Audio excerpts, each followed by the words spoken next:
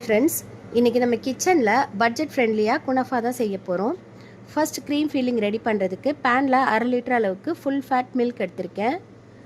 அதுலேருந்து கொஞ்சமாக ஒரு பவுலில் எடுத்து வச்சுருக்கேன்.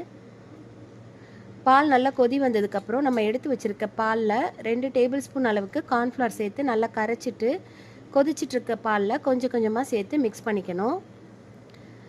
2 நிமிஷத்தில் கார்ன்ஃப்ளவர் நல்லா வெந்து வந்துடும். அதில் 2 ஸ்லைஸ் சீஸ் சேர்த்து நல்லா மிக்ஸ் பண்ணிக்கலாம். 3 டேபிள் ஸ்பூன் அளவுக்கு கண்டென்ஸ்டு மில்க்கும் சேர்த்து நல்லா மிக்ஸ் பண்ணிக்கிறேன்.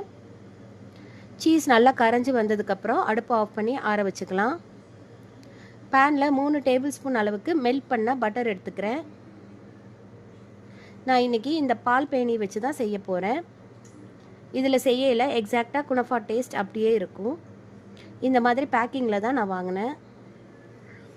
இதை ஒரு பேனில் சேர்த்துட்டு சின்ன சின்னதாக எடுத்து விட்டுக்கலாம். மெல்ட் பண்ண பட்டரை இதில் சேர்த்து எல்லா பக்கமும் படுற மாதிரி நல்லா மிக்ஸ் பண்ணிக்கணும். இப்போ ஒரு நான்ஸ்டிக் பேனில் பட்டர் க்ரீஸ் பண்ணிவிட்டு ரெடி பண்ண பால் பேனியை சேர்த்துக்கலாம். கொஞ்சம் திக்கான லேயராக இருக்கணும்.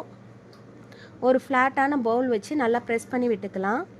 சைட்லேயும் இருக்கிற மாதிரி பார்த்துக்கோங்க. அப்போ தான் நம்ம ஃபில்லிங் வைக்கையில் வெளியே வராமல் இருக்கும். நல்லா ப்ரெஸ் பண்ணி விட்டுட்டு இப்போ ரெடி பண்ண க்ரீம் ஃபில்லிங்கை நடுவில் சேர்த்துக்கலாம். மேலே மீதி இருக்கிற குனஃபா சேமியாவையும் வச்சு கவர் பண்ணிக்கணும். நடுவில் கொஞ்சமாக சீஸ் சேர்த்துக்கிறேன், மொசரல்லா சீஸ்.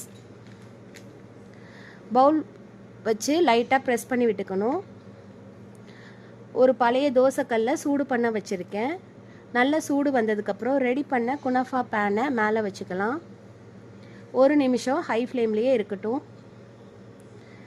பேன் லைட்டாக சூடு வந்ததுக்கப்புறம் சிம்மில் 15 மினிட்ஸ் வச்சுக்கணும். அதுக்குள்ளே சுகர் சிரப் ரெடி பண்ணிக்கலாம்.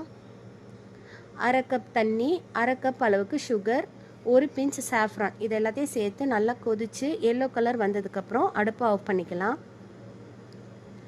15 மினிட்ஸ் ஆகிருச்சு. பேனில் சைட்லாம் நல்லா ப்ரௌன் கலராக சேஞ்ச் ஆகிருச்சு. இந்த ஸ்டேஜில் கடாய்க்கு மேலே ஒரு பிளேட் வச்சு ரொம்ப கேர்ஃபுல்லாக திருப்பி விட்டுக்கணும். இன்னொரு தோசை தவாவில் சூடு பண்ணிவிட்டு நம்ம ரெடி பண்ணி வச்சுருக்க குனஃபாவை கேர்ஃபுல்லாக சேர்த்துக்கலாம். இந்த ஸ்டெப்பு ரொம்ப கரெக்டாக பண்ணணும், இல்லைனா குனஃபா பிரேக் ஆகி வந்துடும். 10 மினிட்ஸ் சிம்லேயே இருக்கட்டும். இப்போ நம்மளோட குனஃபா ரெடி ஆயிடுச்சு.